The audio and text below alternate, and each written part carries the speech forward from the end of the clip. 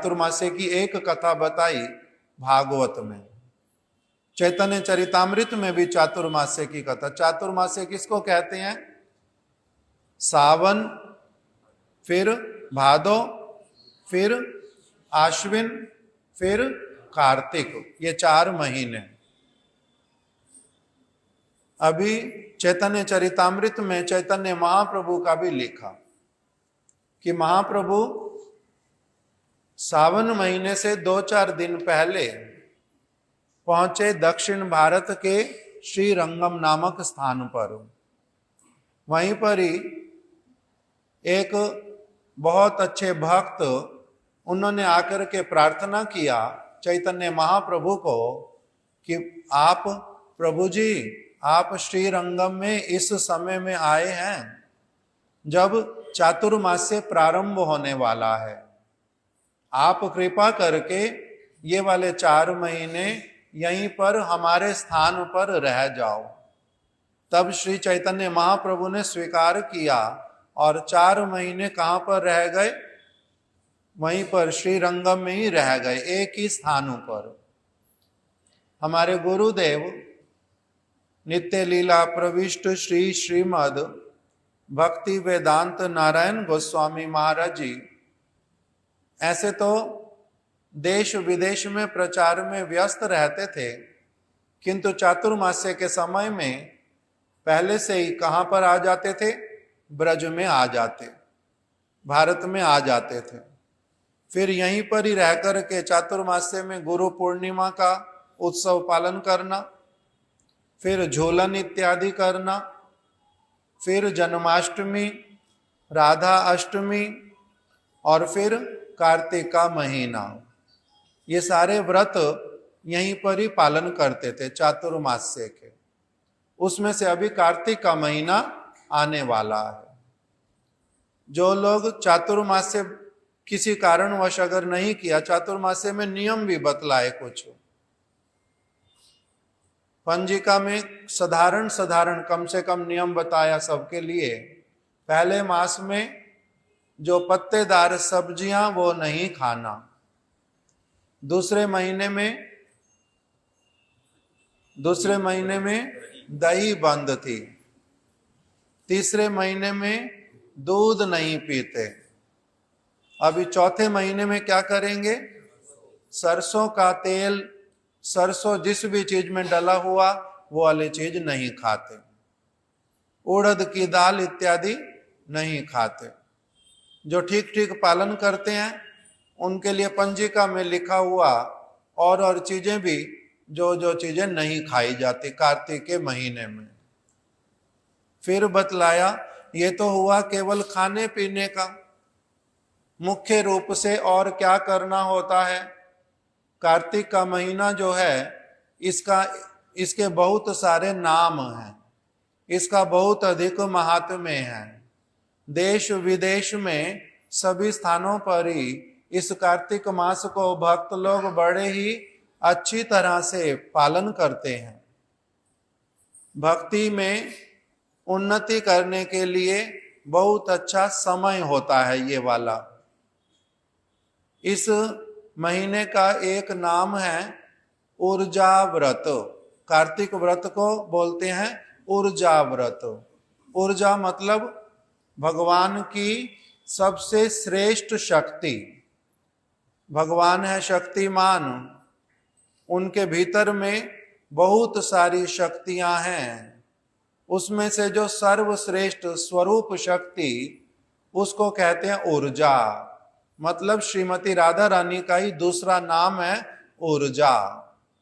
तो इसलिए ये कार्तिक का महीना जो है ये राधा रानी का महीना, इसलिए इसको बोलते हैं ऊर्जा व्रत।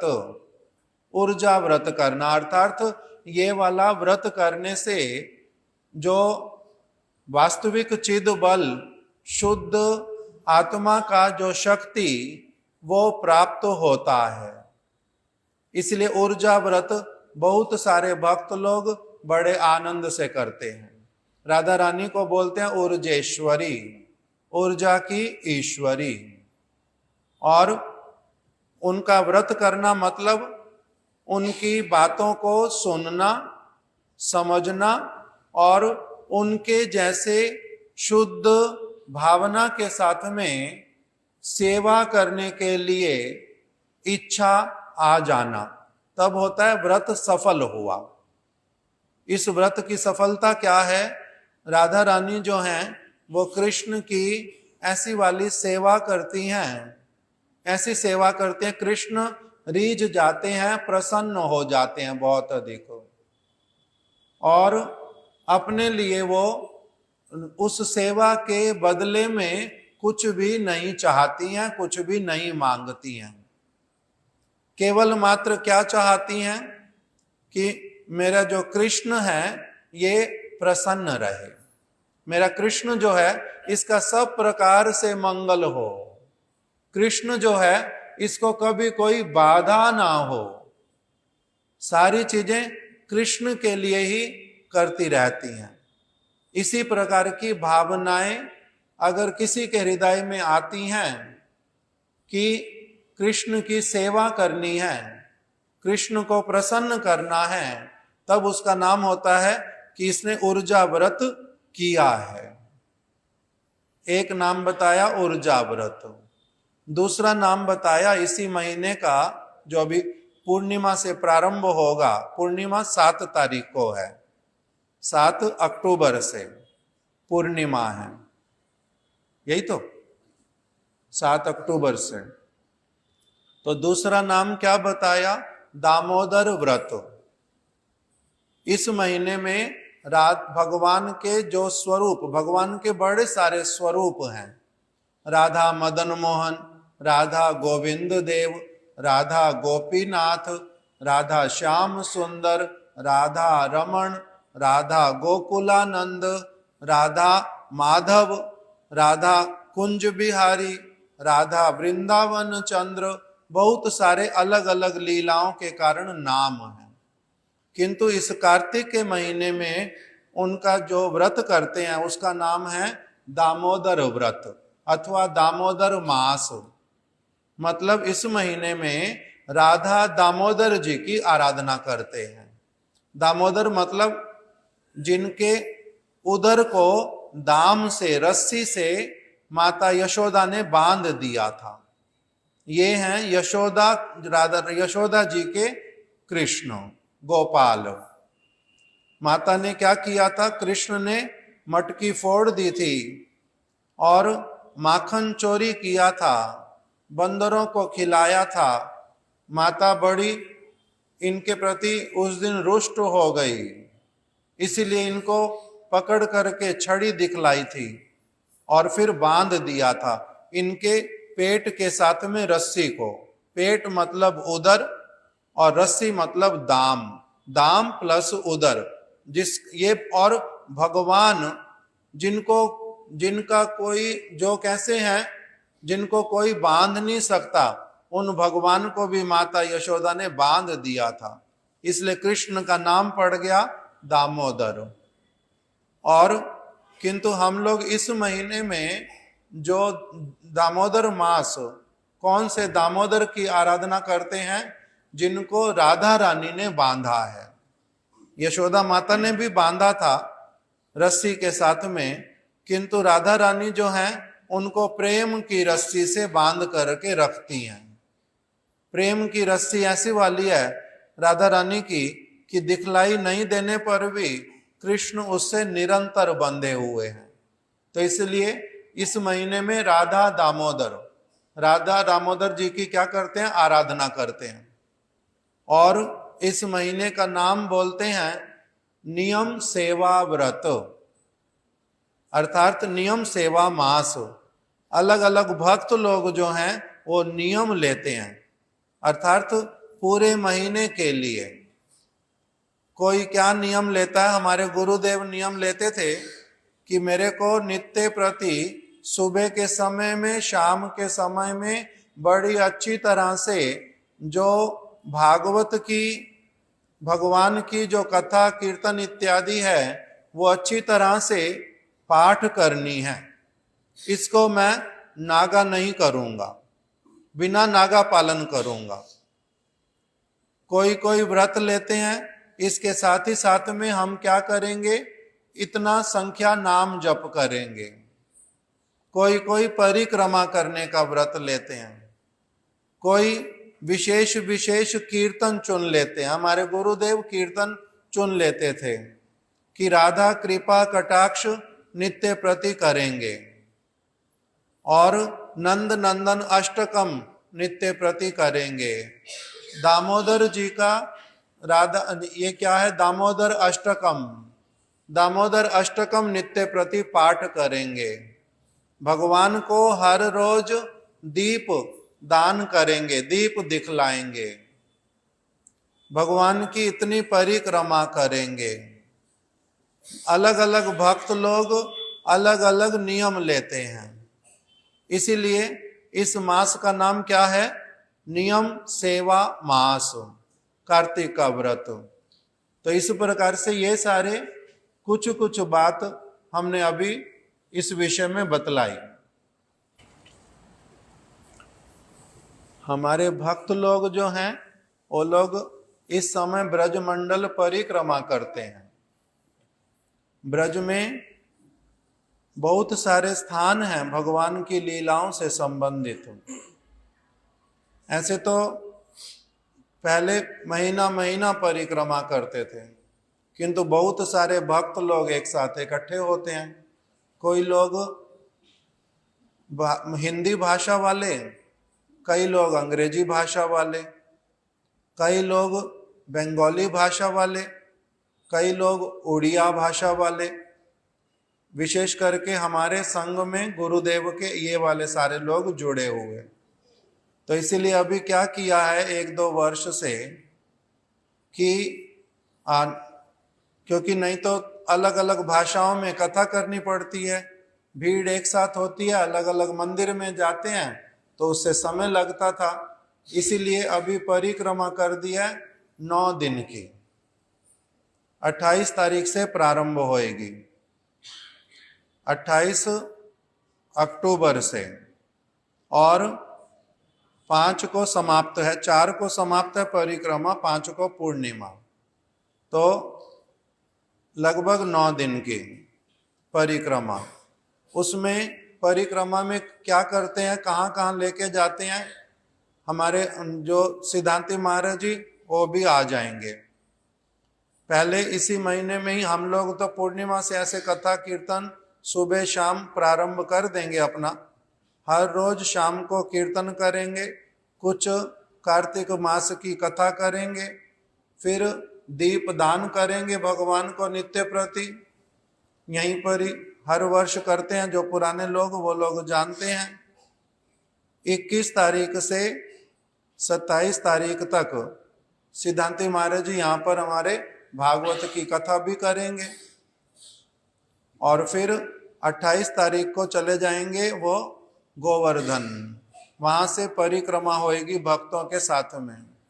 हमारे और जो गुरु भाई वो लोग भी सारे वहां पर आ जाते, गुरु भाई गुरु बहने, बहुत सारे भक्त लोग स्थान स्थान से सारे ब्रज में आ जाते और गिरिराज जी की परिक्रमा कराते हैं। और फिर जहाँ अन्नकूट महोत्सव होता है, जहाँ जहाँ पर भगवान ने जो जो लीला की थी वहाँ की कथा सुनाते हैं, कीर्तन सुनाते हैं। वृंदावन में 7 देवालयों में ले जाते हैं, सेवा कुंज में, वंशी वट में, गोपीश्वर महादेव में, निधुवन में, धीर समीर में, इमली तला में, बहुत सारे स्थानों पर वृंदावन में, जमुना जी में, बेलवन में, उधर मानसरोवर में, फिर गोकुल में, नंदगांव में, बरसाना में, रावल में, ऊंचा गांव, काम्य वन, भोजन थाली, यो कितने सारे स्थान हैं जहाँ अलग अलग जहाँ अपने आप से हम लोग नहीं जाते, परिक्रमा में भक्त लोग लेकर के जाते हैं। और वहाँ पर फिर जो वो कथा सुनाते, कीर्तन सुनाते हैं, वहाँ की ब्रज को मस्तक पर लगाते हैं, मंदिर मंदिर में दर्शन करते हैं, यशोदा माता के घर में जाते हैं, उनकी रसोई कहाँ पर वो बनाती थी, राधा रानी का स्थान कहाँ पर है, जावट ग्राम, कहाँ पर मोर मयूर और मयूरी बनकर के राधा कृष्ण लीला करते हैं बरसाना में, वो लीला स्थली पे मोर कुटी पे लेके जाते हैं। मानगढ़ में, दानगढ़ में, विलासगढ़ में, सांकरी खोर, उद्धव जी की उद्धव क्यारी, वृषभानु कुंड, बहुत सारे स्थान, पीली पोखर, जो भक्त लोग पहले गए हुए परिक्रमाओं में उनको पता है जे किस प्रकार से सारी लीला स्थलियों में लेकर के जाते हैं। तो इसलिए जिसके लिए संभव हो वो लोग अपना परिक्रमा में भी जाएंगे ब्रज में, बीच बीच में भी जा सकते, कोई एक दिन, कोई 2 दिन, कोई सुबह जाता है शाम को आ जाता है। इस प्रकार से ब्रज में कार्तिक में बहुत सारे लोग ब्रज में जाते हैं। किस लिए? भगवान नारद ऋषि जी ने भगवान से वरदान मांगा था, क्या कि हे भगवान, अगर आपकी लीला स्थलियों पर जहां जहां आपने लीला किया, किसी जगह वंशी बजाई, किसी जगह गैयाओं को चराया, किसी जगह आपने रास लीला की, किसी जगह पर आपने माखन चोरी किया, कहीं पर आपने यमुना जी में स्नान किया, कहीं पर कालिये का वध किया, कहीं केशी दैत्य का वध किया, जो जो सारे स्थान हैं आपकी, जो ये लीला स्थलियां हैं, यहाँ पर अगर कोई व्यक्ति जाता है, वहाँ के दर्शन करता है, वहाँ की रज को अपने मस्तक पर लगाता है, वहाँ का महिमा अगर सुनता है, तो हे प्रभु आप क्या करना, आप कृपा करके उनको अपनी प्रेम भक्ति दान करना। भगवान ने कहा था तथास्तु, ऐसा ही होगा। इसीलिए हमारे गुरुदेव हम लोगों को ये वाली कथाएं अच्छी तरह से सुना करके बतलाते थे कि क्यों हम लोग ब्रजमंडल परिक्रमा करते हैं। वहाँ की जो वृंदावन की रज, इसीलिए कीर्तन में क्या गाते हैं, वृंदावन की रज वाला कीर्तन बताओ केशव प्रभु कौन सा है?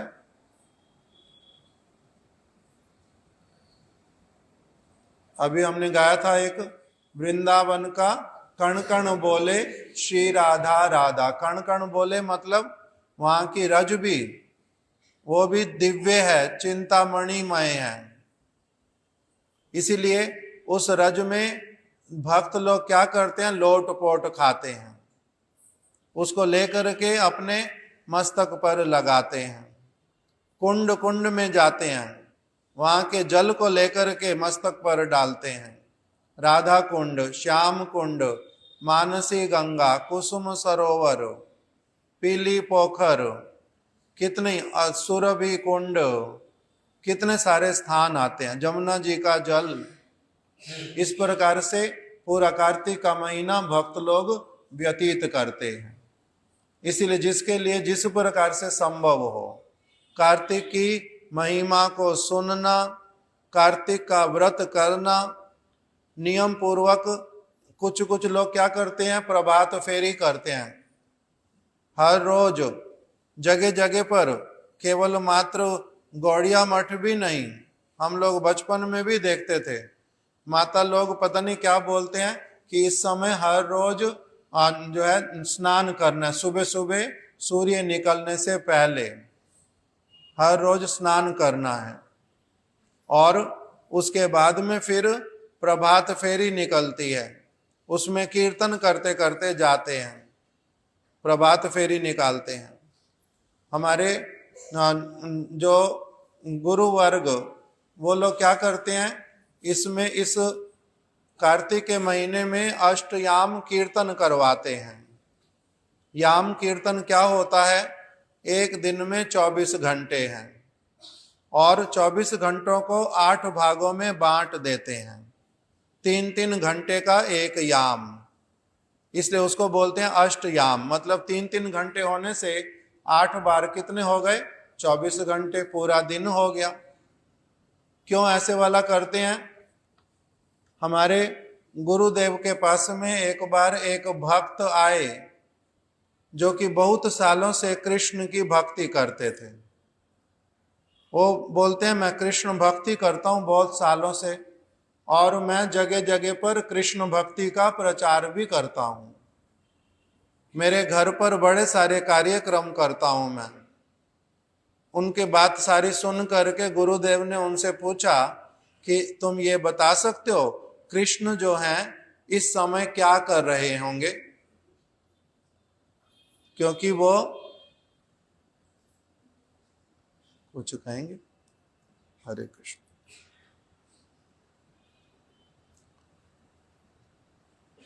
मान लो गुरुदेव से मिले वो सुबह 11 बजे के करीब हो, और वही 11 बजे ना, वहीं से कर लीजिए, वहीं से कीजिए, अलग से आने। गुरुदेव से 11 बजे मिले तो 11 बजे उन्होंने जब ये सारी बात बोली, मैं कृष्ण का भक्त हूँ, बहुत सालों से मैं भक्ति कर रहा हूँ, मैं इतना माला जप करता हूँ, इतने सारे लोगों को कथा सुनाता हूँ कृष्ण की, मेरे को भगवत गीता के इतने सारे श्लोक आते हैं, बहुत सारी बातें बोली। तो गुरुदेव ने उनसे पूछा ये बता सकते हो जो कृष्ण हैं इस समय क्या कर रहे हैं? तो कहते कि आप फिर से पूछो, क्या कह रहे हो आप, क्या पूछा आपने? तो गुरुदेव ने कहा मैंने पूछा कृष्ण इस समय क्या कर रहे होंगे। तो कहते ये मेरे को क्या पता। तो इसीलिए फिर तुम कृष्ण के भक्त हो, इतने बड़े भक्त हो, इतने पुराने भक्त हो, तुम्हारे को इस बारे में कुछ भी नहीं पता कृष्ण इस समय क्या कर रहे होंगे? तो कहते नहीं पता। तब गुरुदेव ने उनको बताया कि देखो ऐसे अष्टयाम होते हैं, 3-3 घंटे में भगवान कृष्ण क्या क्या करते हैं उसमें सारा कुछ वर्णन आता है। इसलिए वो कीर्तन लिखे हुए जिसको कार्तिक के महीने में गान करते हैं, जिसमें लिखा हुआ कि किस समय कृष्ण क्या कर रहे हैं, राधा रानी क्या कर रही हैं, सखियां क्या करती हैं, यशोदा माता क्या करती हैं, उस समय अलग अलग समय का वहां पर विवरण देते हैं।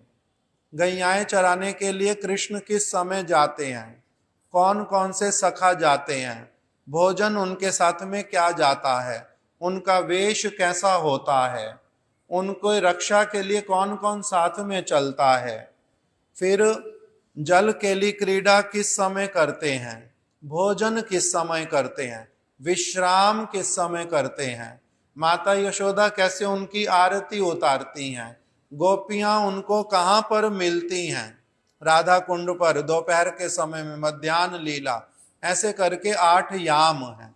वही 8 याम का कीर्तन करते हैं पूरा महीना ये वाला कार्तिक का, जिसमें कि पता चलता है कि ये कृष्ण और कृष्ण के परिकर गोलोक वृंदावन में 8 याम में क्या क्या होता रहता है। क्यों सारा कुछ सुनना ये वाला? इसके द्वारा यही बताते हैं कि कम से कम अच्छी तरह से ये वाला समझ लें हम लोग कि हम लोगों का जो भगवान का भजन करने का, हरि नाम करने का, गुरु जी की शरण लेने का, राधा कृष्ण की भक्ति करने का उद्देश्य क्या है, हम क्या चाहते हैं। भगवान की अष्टकालीय लीला में ही प्रवेश करना चाहते हैं। 8 याम, इसलिए कीर्तन में क्या बोलते हैं, मैं नित्य लीला नित्य धाम नित्य पाऊं 8 याम, नित्य पाऊं 8 याम, मैं 8 याम में भगवान के साथ में रहूं, ये वाली प्रार्थना करते हैं। तो इसलिए वो 8 याम में क्या क्या सखियां क्या क्या सेवा करती हैं, राधा रानी किस समय रसोई बनाने जाती हैं, किस समय राधा कुंड में रहती हैं, किस समय सूर्य कुंड पर है राधा रानी, किस समय विश्राम करती हैं, संकेत उनको कैसे मिलता है, सारी की सारी बातें उन कीर्तनों में गाते हैं। हर रोज ये वाले 8 याम के कीर्तन होते हैं। तो इसीलिए जिसके लिए जो जो संभव होता है वो करते हुए चलते हैं। अभी कार्तिक का महीना आएगा, आप लोग कम से कम तो कुछ ना कुछ नियम लेकर के, इसी प्रकार से हम लोग कार्तिक के महीने में कुछ ना कुछ हर रोज कार्तिक की महिमा कथा हम लोग सुनेंगे।